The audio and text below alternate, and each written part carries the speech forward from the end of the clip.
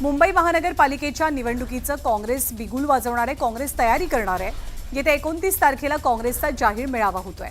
वर्षे गायकवाड, इम्रान प्रतापगडी या मेळाव्याला मार्गदर्शन करतील। SC/ST विभागाचा निधी लाडक्या बहिणीच्या योजनेकडे वळवल्याचा आरोप सुजात आंबेडकरांनी केलाय। तर लाडक्या बहिणींच्या योजनेला विरोध नसल्याचंही ते म्हणतात। कर्जमाफीचा निर्णय मुख्यमंत्री घेतील, तो अधिकार त्यांचा आहे। तर शेतकऱ्यांनी कर्ज भरायलाच हवं असं मोठं वक्तव्य कृषी मंत्री माणिकराव कोकाटेंनी केलंय। नागपूरमध्ये विद्युत पुरवठा खंडित होण्याचं प्रमाण वाढल्याच्या तक्रारी नागरिकांनी केल्या आणि यानंतर मुख्यमंत्री संतप्त झाले।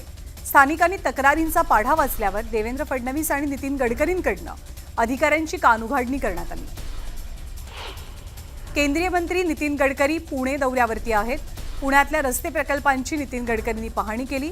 शिवाजी रस्ता ते बाजीराव रस्त्यावरील प्रस्तावित भुयारी चौपदरी मार्गाची पाहणी करत त्यांनी अधिकाऱ्यांना काही सूचना केल्या। घरकुल लाभार्थ्यांच्या प्रश्नांसंदर्भात नंदुरबार जिल्हा परिषदेतील आमदारांच्या बैठकीला भाजप आमदार विजयकुमार गावित यांच्या व्यतिरिक्त सर्वपक्षीय आमदारांना बोलवण्यात आलं होतं। दरम्यान आम्ही बेघरांना न्याय दिला, मात्र आता जागे झालेले काही आमदार लाभार्थ्यांचे कैवारी बनून बैठकांचा फार्स करतायत, अशी टीका गावितांनी केली आहे। तृतीयपंथीयांच्या क्रीडा धोरणासाठी केंद्र सरकारनं मोठं पाऊल उचललंय। येत्या हिवाळी अधिवेशनात तृतीयपंथीयांसाठी क्रीडा धोरणाची आखणी केली जाईल, अशी माहिती राज्यमंत्री रक्षा खडसेंनी दिली आहे। नंदुरबार जिल्ह्यात